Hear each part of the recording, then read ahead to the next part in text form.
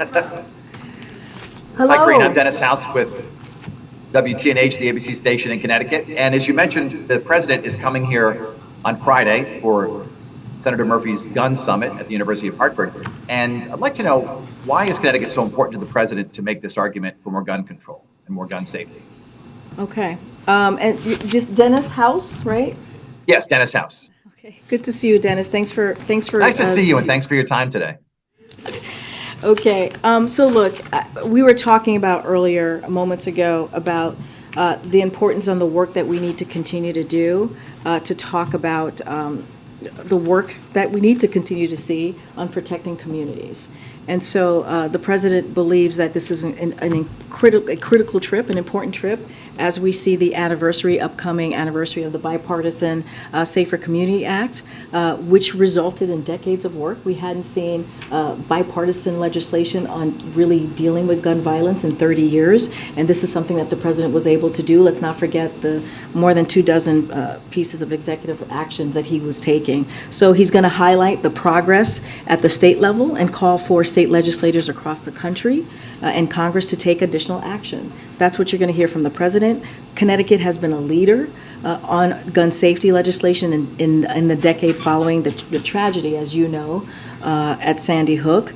And just over a week ago, the governor of Connecticut, Governor Lamont, signed a gun violence prevention bill, which contains more than a dozen measures to improve gun safety, including strengthening the state's ban on assault weapons and secure storage requirements.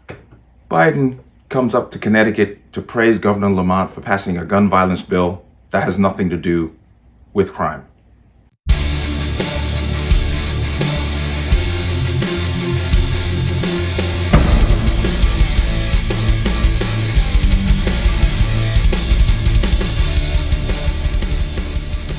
Welcome to another installment of the Connecticut Gun Bench. Today's video is brought to you by P.A.N. Firearms, LLC.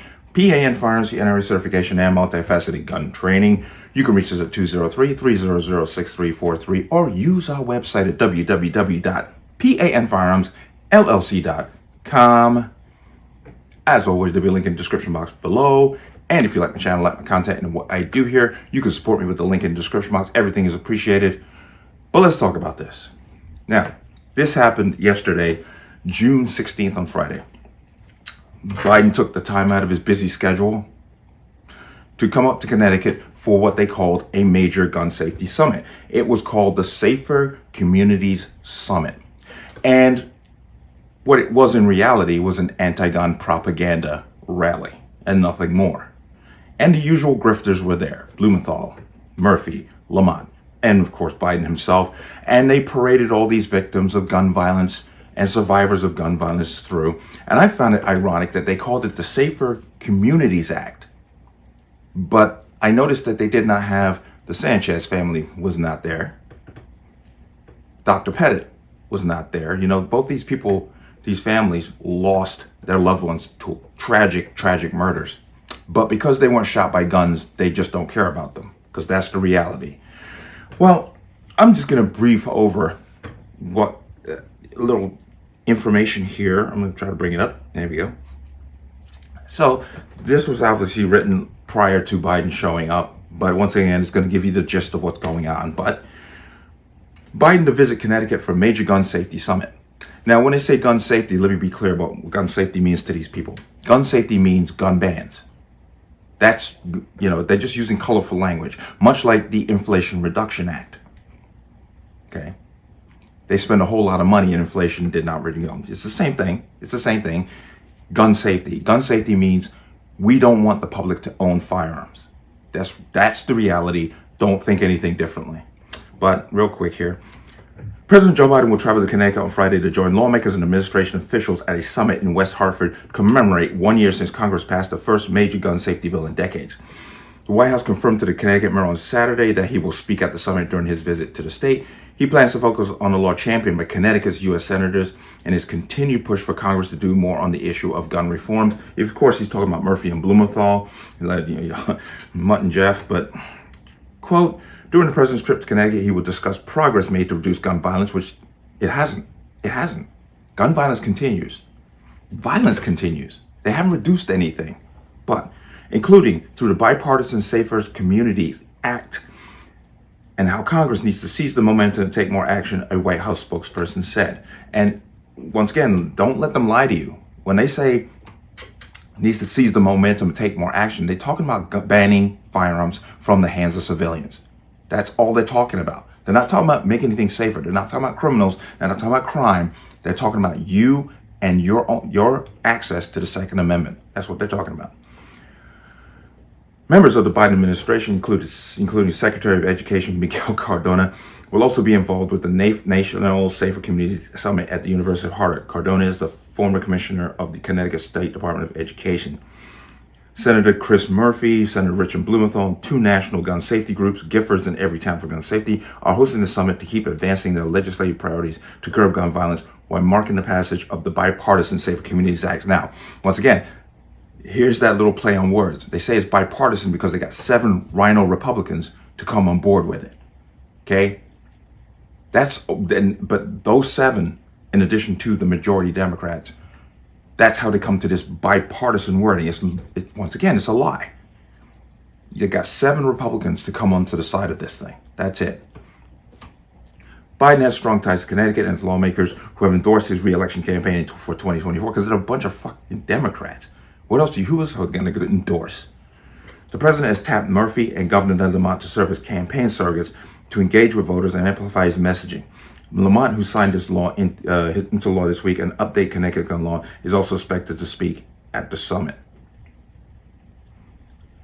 Okay, I don't need to go any further into that because we already know Murphy and Blumenthal. This is the best Connecticut could do. But what I want to do now is I want to go ahead and play snippets of what Biden had to say. Then I'm going to come back and I'm going to talk about certain key things he said because, once again, he is gaslighting and he is lying.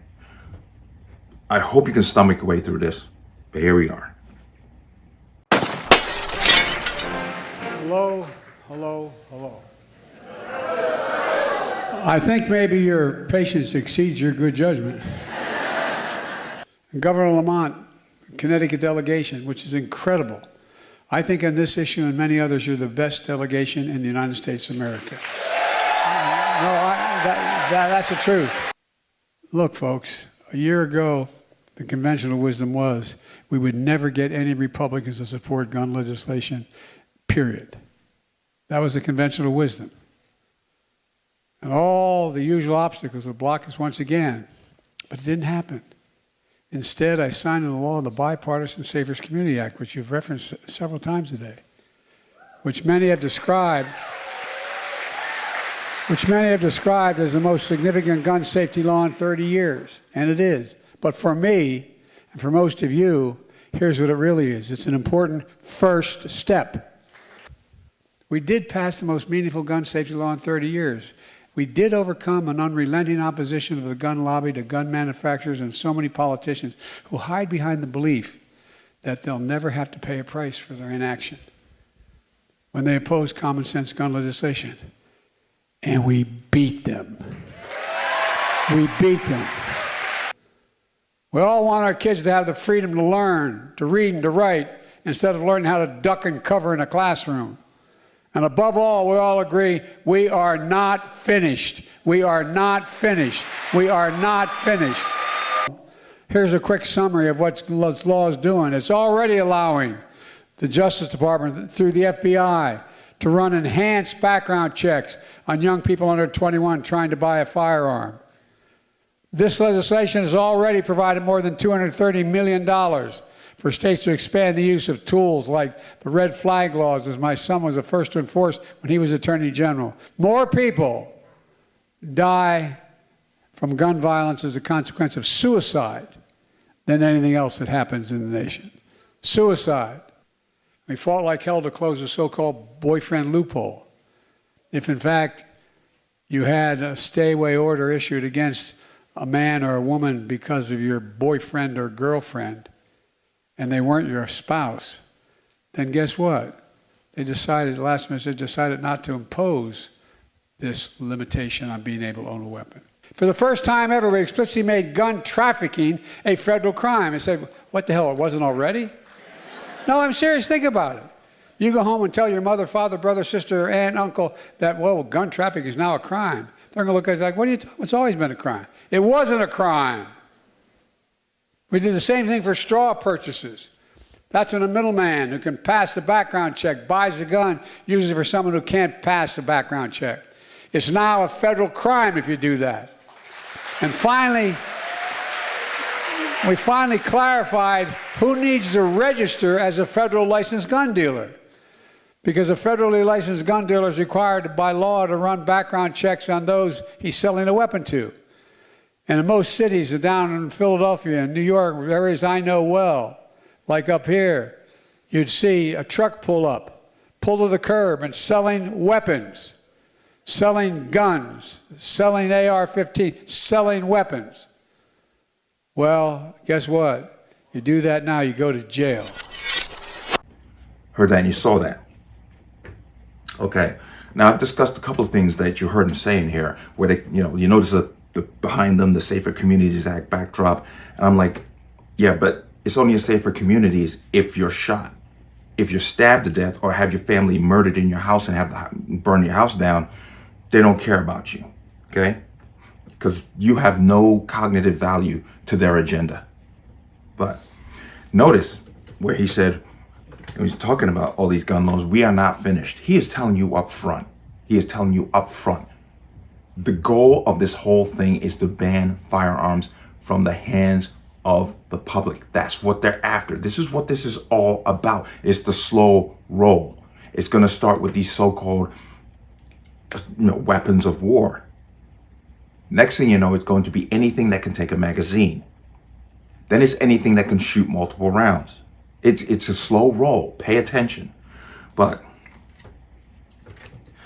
when he went ahead and talked about, suicides, how they're coming down, well, that's, once again, he's not giving you not one bit of logic detail here. He's just telling you that. And then he went into the whole boyfriend loophole.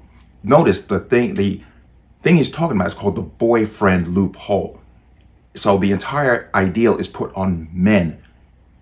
Okay, he went forward to say your boyfriend or your girlfriend. But what he's talking about is the ideal of toxic masculinity. He's literally just hinting at it by calling this whole thing the boyfriend loophole. It's not the boyfriend-girlfriend loophole, it's the boyfriend loophole. And it's going to come down to a jilted lover turning on the significant other or ex-significant other and putting them in some serious legal problems. But once again, it puts them in a position to enforce taking guns from people. Now, this whole stupidity he went through, he started putting a scenario together of a truck pulling up with AR-15s and AK-47s in the back. And then he tried to make it sound like that was like not an issue. It was not against the law. Hey, Joe, trafficking firearms is a federal offense. It's a felony automatically. These people have got to be, the people in the audience have got to be just stupid. You can't just drive up a truck full of AR-15s and AK-47s and just start selling them. Like that scene from the movie, Lord of War, Lord of War, where like the plane lands and then he just opens up the back and the people are running up and he's just handing them munitions and handing them the guns. No, Joe, that's against the law in the United States. It was against the law before you signed this ridiculous bipartisan Safer Communities Act. Okay, so spare me. Now, then he kind of tiptoed into the ghost gun, saying that lawsuits have been filed, but he's neglected to say that one of these lawsuits against ghost guns, the judge in that case has basically already stated that you can build your own firearms. Okay, I did a video on that. But once again, I'm just tripping through some of the stupidity he says, but then he gets into this whole thing about leaving your car keys in your car, and if somebody steals your car, goes for a joyride and kills somebody, you're liable. No, you're not. No, you're not. Yeah, you may be called an idiot for leaving your keys in the car. But there have been plenty of instances where people have left their car running and somebody's jumped into it and taken off and actually killed somebody. It doesn't come back on the owner of the car. It never does.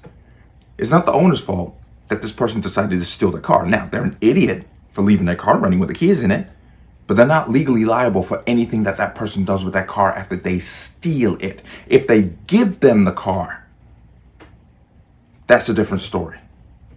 But now, this is a biggie when he started talking about Mexico, where he said he spoke to the president of Mexico and told him to stop sending guns to us. And I hope that some of you are on top of this. Fast and Furious, anybody? What guns, Joe? The same guns that we sent to them illegally, violating the UN Small Arms Treaty, that got numerous Mexican civilians killed, that also got a Border Patrol agent killed, Brian Terry. Are those the guns you're talking about, Joe? It's kind of hypocritical for you to tell the president of Mexico not to do something that your administration, prior administration, did to them. But don't let facts become an issue, okay? Now, I've talked about this before, where they talk about the guns are the number one killer of children. That's because they manipulated the age range for child death. At 18, you're considered an adult. You can vote, you can go join the military, you can get married, so forth and so on. What they have done now with the CDC is expand the range from 1 to 19. So 18 and 19-year-olds are included in that child gun death.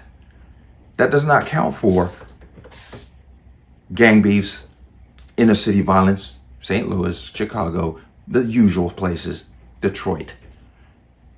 That's where this number comes from, because they have manipulated the data. They also took out information on infant stillborn deaths. Once again, to manipulate the number to get the results that they want, so they can stand up there and tell you that guns are the number one killer of children, which technically is not true, because that once you remove the 18 and 19-year-olds, the number of children killed by firearms drops dramatically. Why? Because of inner city violence. Because those people, unfortunately, get thrown into that tally. Now, once again, I've always spoken against this, gun manufacturers being held liable. You can't hold a car manufacturer liable if somebody hits you with the car. Deliberately, Waukesha, Wisconsin. Okay? You can't hold them legally liable for it. So why is a gun manufacturer being held legally liable for somebody misusing their product? It's a horrible straw man's argument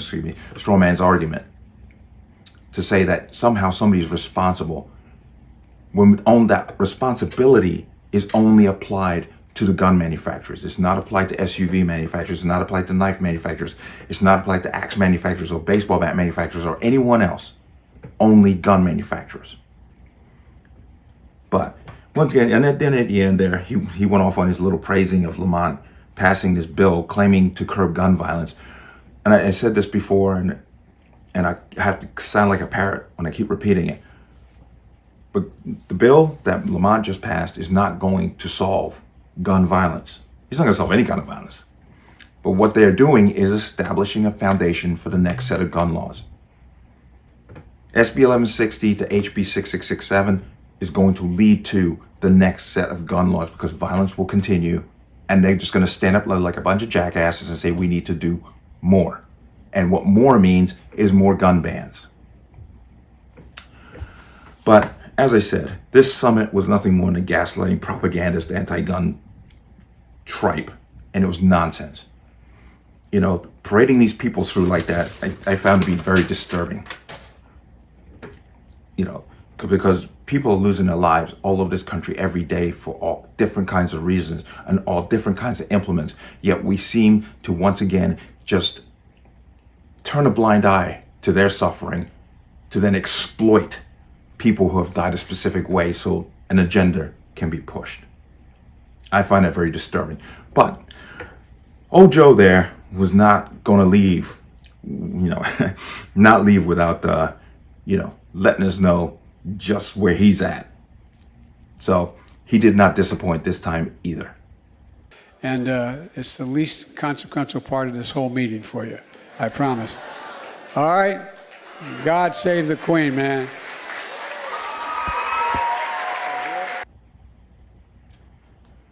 But let me know what you think. As always, you can leave your comments in the comment section below. And as always, any statements of violence or statements that lead to violence will be removed. Please like, share, comment, subscribe. Don't forget to hit that notification bell so you're notified the next time a video goes live. I will see you on the next one. Peace.